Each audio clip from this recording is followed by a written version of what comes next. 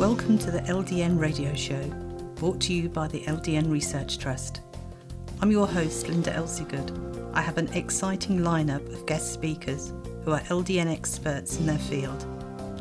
We will be discussing low-dose naltrexone and its many uses in autoimmune diseases, cancers, etc. Thank you for joining us.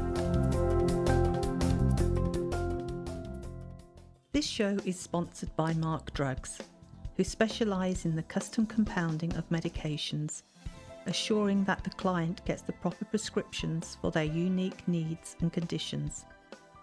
They work with practitioners, integrating knowledge and treatment of experts to create comprehensive health plans.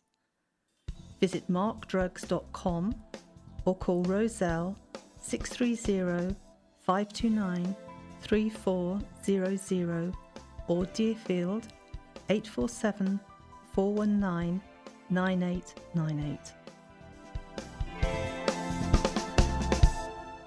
Today we're joined by Dr. Frank Sievert, who's from Oregon in the US. Thank you for joining us today, Frank. You're welcome. It's my pleasure. Now, you're a functional medicine doctor, and you actually say on your homepage, which I think is amazing, that your why, it was a motorcycle accident at the age of 16 that made me want to study medicine. So would you like to tell us a little bit about that? Yes, sure. So I was 16 and I got involved into a motorcycle accident and ended up with an injured leg. When I came to the hospital, I was assessed by one of the residents in the hospital, which is typical because it was late at night and the attendings were not present at that time. So it was a rather inexperienced young medical doctor. And he told me that I was likely going to remain a cripple for life with this injury. And I was 16, very unexperienced, so I believed every word he said. And I had the most horrendous night I can remember so far in my life, only to learn the next day when his attending made rounds that this was just a torn cruciate ligament in the knee, and I would be operated on and all would be fine. So I spent this night in horror, unnecessarily so. And that is when I decided that I was trying to go into medicine and do a better job, if it only was to have more empathy. I mean, this gentleman probably meant well, trying to scare me away from ever riding a motorcycle again, but this was not the way to do that. No. Just on a sideline, did you ride your motorcycle again? Yes, because the male brain doesn't mature until the age of 24. I'm convinced of it, and I didn't learn anything from that in that regard. Fortunately, I didn't have any further injuries, but it didn't impress me in that way. In fact, if anything, I was more oppositional than I would have been without this statement of that doctor. Okay. And you're from Germany, and you did your training in Germany and became an ND, a medical doctor. So what made you change to functional medicine? What made me change was actually my own story. I developed an autoimmune disease called Hashimoto's disease, which is basically where your own immune system starts attacking your own thyroid gland, which has not just repercussions on the thyroid gland itself, but it can make your life pure misery, causing chronic fatigue, brain fog, all kinds of other symptoms. And the conventional medicine just didn't seem to have the answers. Because I was a conventionally trained doctor, I applied all the tools that I had at my disposal, what I learned in medical school and in my practice, yet I still felt terrible. So I had, when it came to blood tests, I had perfect TSH, free T4 and free T3, the markers that a doctor would test to look at your thyroid, and everything looked great on paper. Yet I didn't resolve my fatigue. I didn't resolve my mild depression. I didn't stop having joint pains and intestinal problems. And this couldn't be the answer. So I started digging at that point, and I attended a conference in 2013 called Food is Medicine. And that's when it all started, because the Institute of Functional Medicine, which is foremost in the education of doctors in functional medicine at this point, they had a stand there and advertised with their program. And that's when I started learning about this. And functional medicine, just to explain briefly, is not a new specialty. It's just a different philosophy to look at medical problems.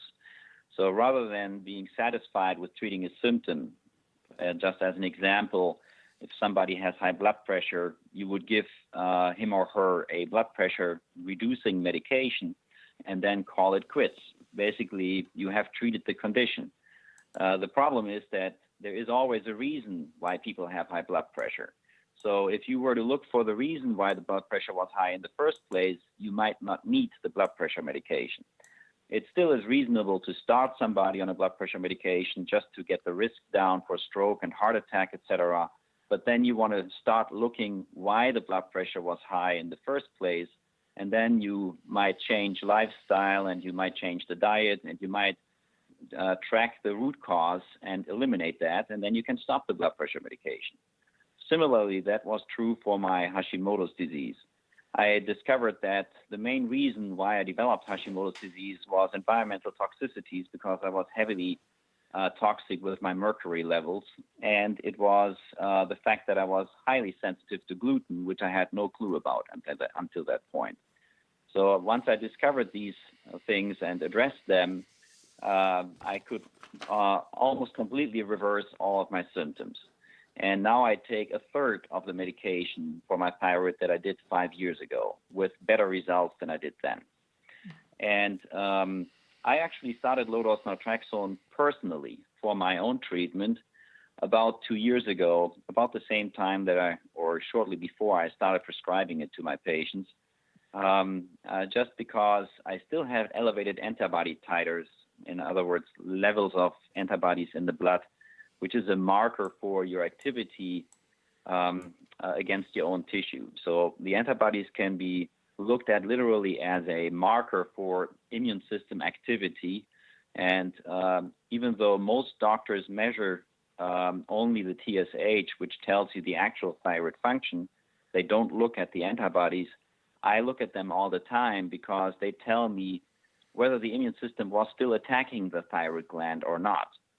And I wanted these antibodies to be as low as possible, ideally not detectable. And I'm now at that point where they're not detectable anymore. But I didn't achieve that just with lifestyle changes. That only happened when I added Low Dose Naltrexone.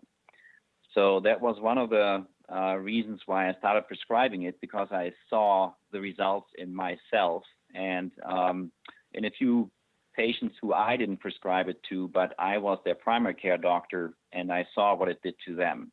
So that's when I started learning about it, reading about it, and then I started prescribing it myself. Mm-hmm. Okay.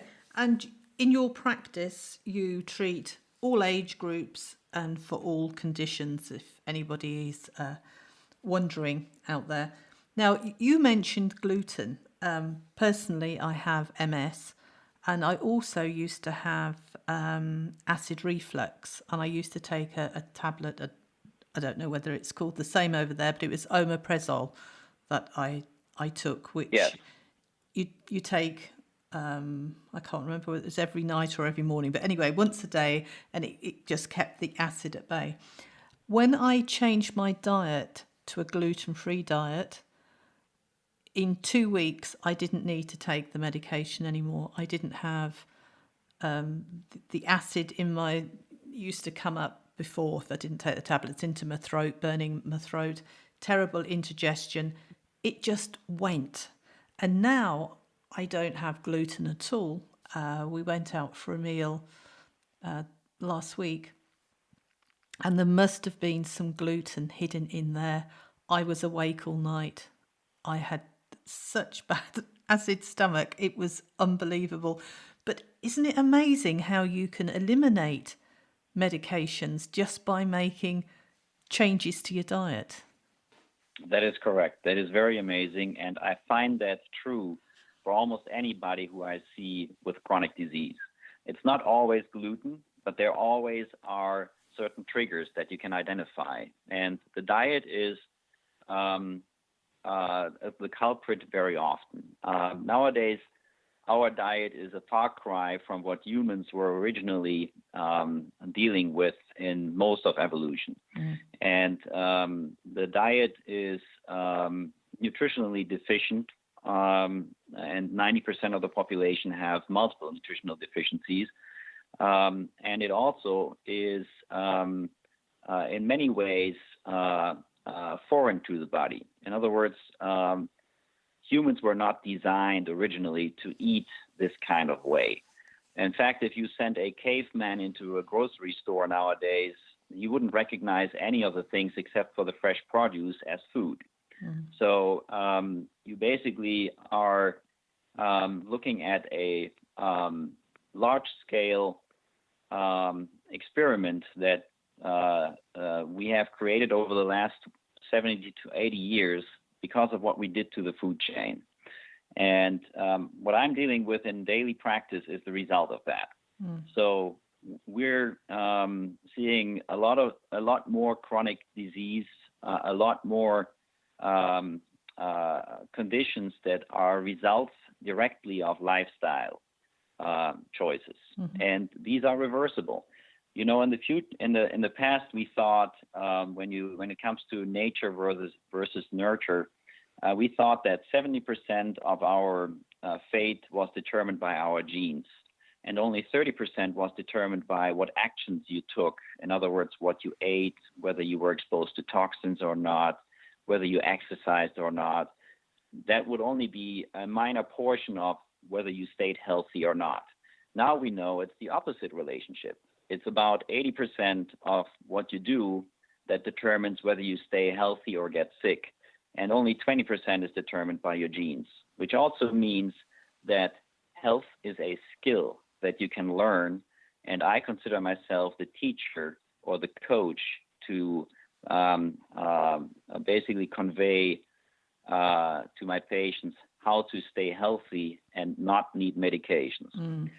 So it empowers the patient because there are things that people can do to reverse their condition, and there's always a way. There's 4 main triggers that need to be identified. It's toxins, infections, trauma, and food. And food of those 4 is the low-hanging fruit, which is why I always start with the diet. You can't out-exercise a poor diet, is what I always say. If you don't address your diet, you're not going to get better. So even though people may tell you if you just exercise every day, you can eat what you want, that is not true. And even though many people say gluten sensitivity is a fad, I beg to differ. I see it every day in my practice. It's not a fad, it's very real, and it's just one of many food sensitivities that people can acquire, but it is by far the most common one. And that is not coincidental because we altered wheat. We is the scientists that created hybridized wheat, which basically is not genetically modified, but what they did to the wheat plant in the 1970s and 80s is they bred and crossbred it with other grasses and plants to enhance its features, to make it have a higher yield per acre, to be more drought tolerant, to have smaller, in other words, shorter stems that would be less sensitive to wind breakage. And from a farmer's perspective, these are all great features, and it's great because the yield is tenfold higher with modernized wheat than it is with ancient wheat per acre. It is more drought tolerant. and it has all these features. So it's a true feat that they established there in the 1970s. And the guy who invented this hybridized wheat, his name was Norman Borlaug. He received a Nobel Prize in 1979 for doing so. 1981, this commercial wheat was introduced onto the market, and it has since overtaken 98% of the world wheat market. In other words, you can go anywhere in the world now and you will eat that wheat. And that wheat has multiple times the amount of gluten per volume unit that ancient wheat used to have. In other words, we are eating a grain that is very different from our grandparents' wheat. And I can remember, I may be dating myself here, but I can remember when I was a boy, I could hide in a wheat field standing upright. I didn't even have to kneel down. So nowadays, if you want to hide in a wheat field, you have to lay flat on the ground because they're just knee high. And it's literally an entirely different plant. Wheat now has 42 chromosomes, whereas the original wheat, so-called einkorn, had only 14 chromosomes. So it's a genetically entirely different plant.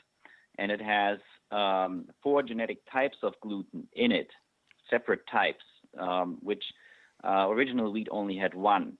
So not only are we eating wheat with almost every meal nowadays because it's added to almost all processed foods, but also we are eating very different wheat than what our grandparent used to consume.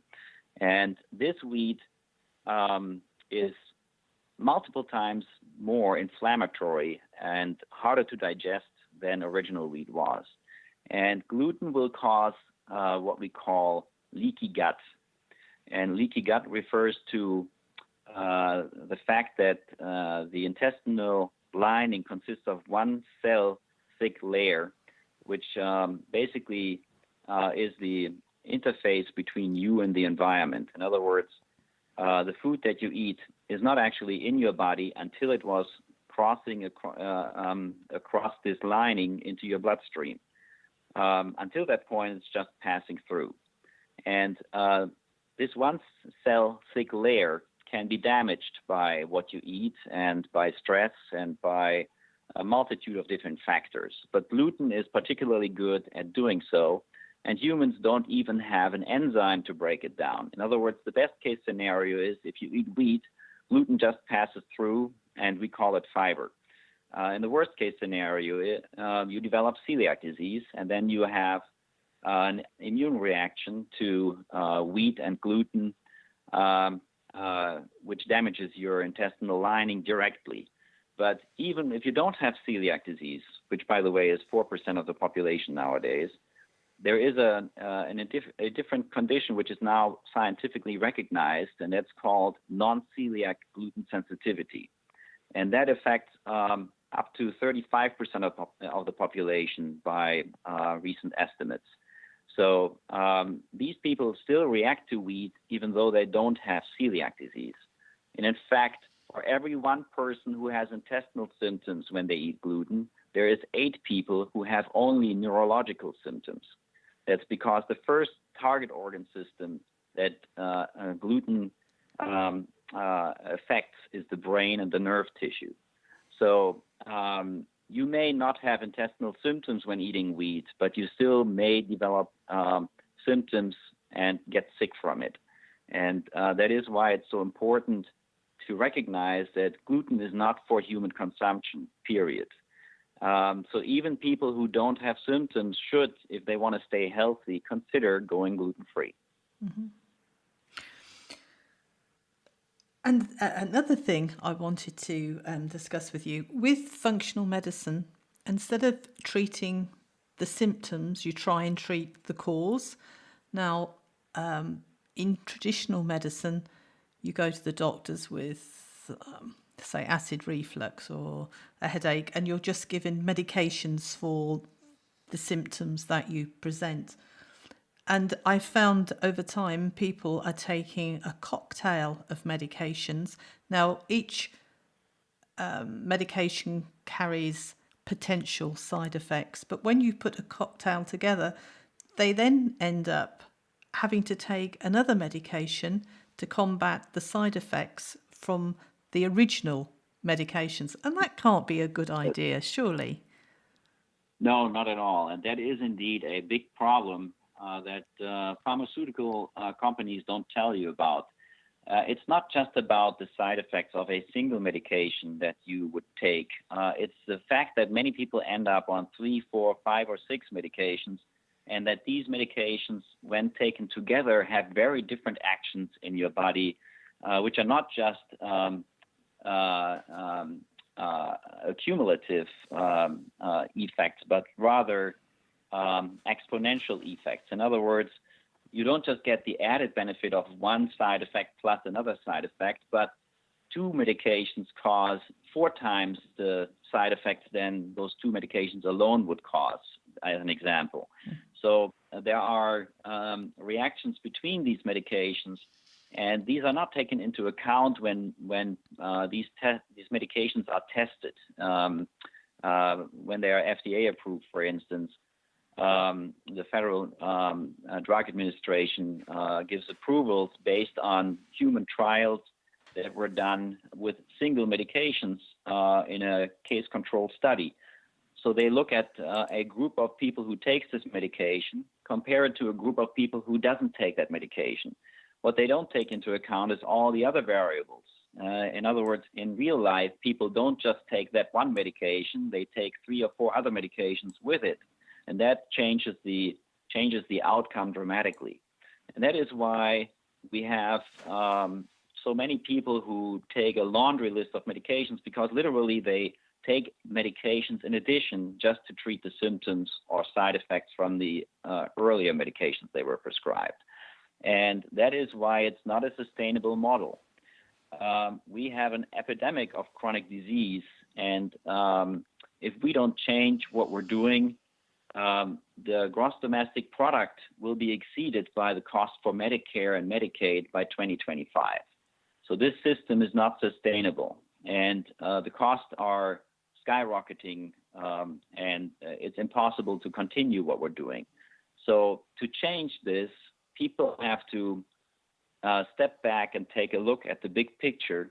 And the problem is that the food industrial complex and the pharmaceutical complex, I wouldn't call it a conspiracy. It's basically just market forces that made them big and made them successful. But there is definitely no expectation that it will be a top-down kind of approach to change. What has to happen is that the consumer becomes better educated and votes with their dollars. In other words, spend their money for good food so they don't have to spend their money for doctor bills and hospital bills down the road. And that starts with only eating organic food when you can. And if you can't afford organic food exclusively, at least go with the clean dozen. If you go to the Environmental Working Group webpage, which is ewg.org, they have a list of foods where you have the least toxic effects with, even if you don't buy organic. But the best thing to do is buy organic exclusively. I believe that nobody can afford not to eat organically nowadays.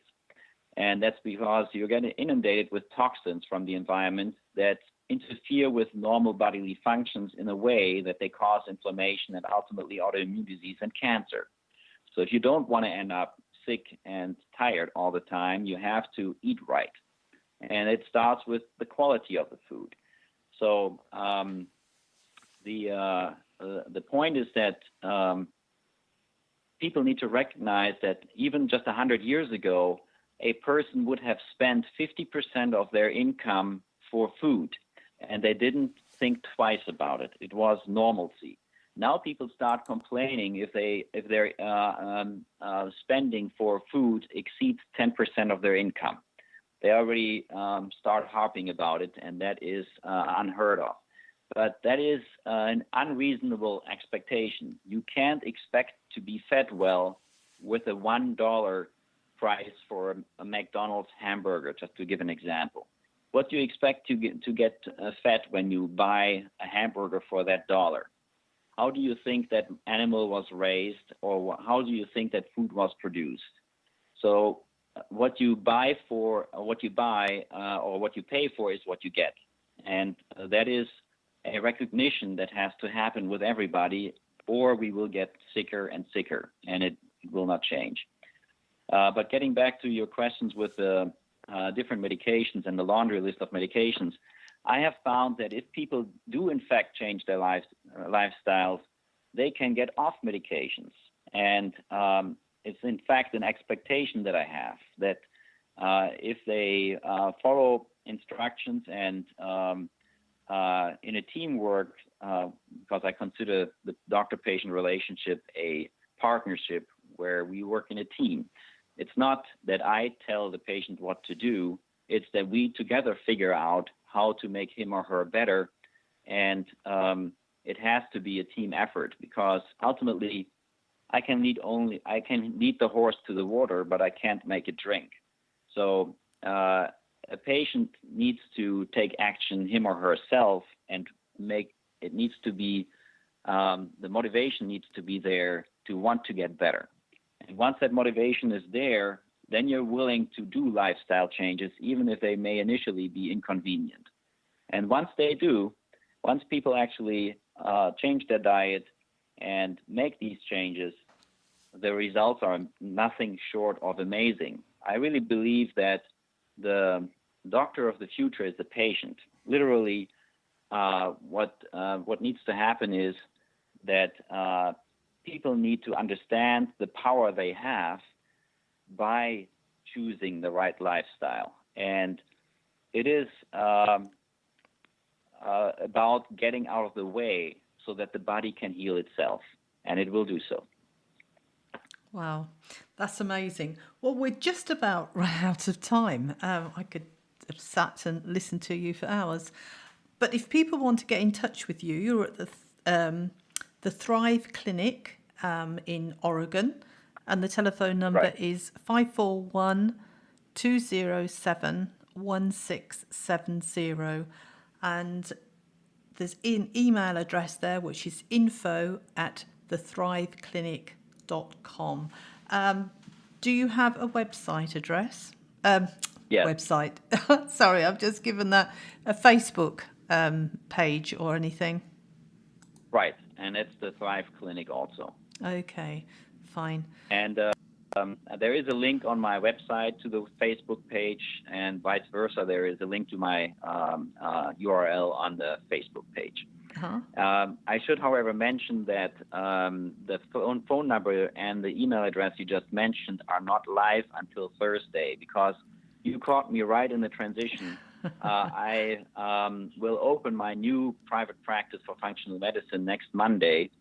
And this will be the first time I'm going to be on my own, running my own business, because until now I have been an employed physician, working with a large medical group for the last 10 years here in Corvallis, Oregon.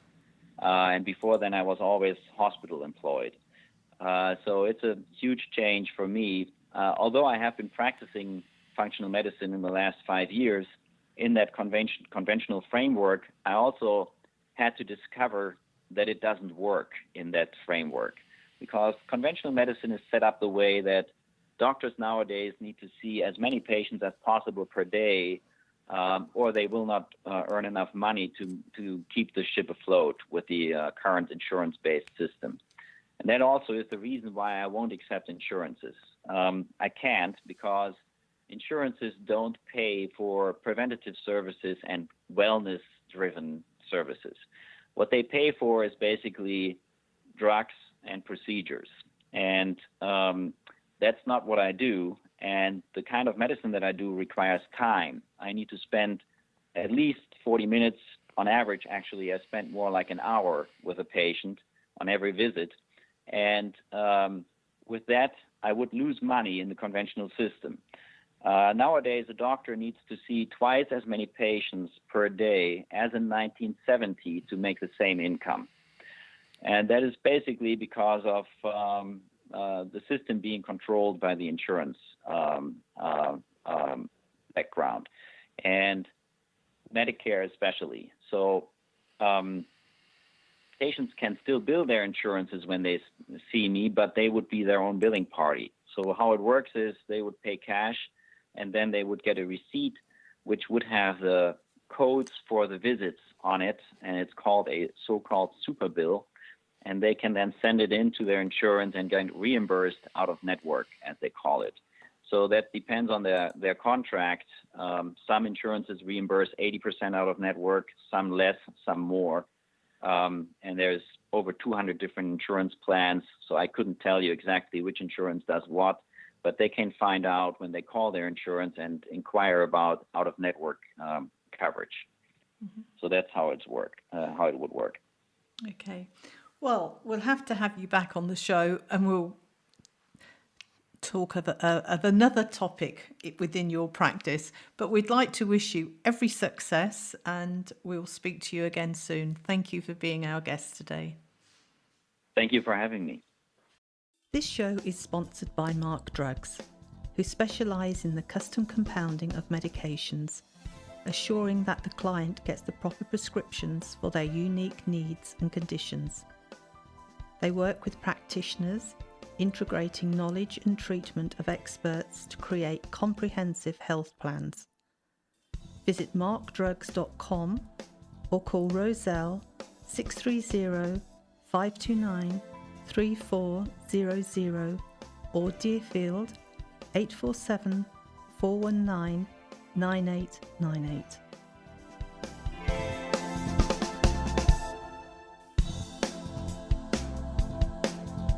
Any questions or comments you may have, please email me, Linda, Linda, at ldnrt.org. I look forward to hearing from you. Thank you for joining us today. We really appreciated your company. Until next time, stay safe and keep well.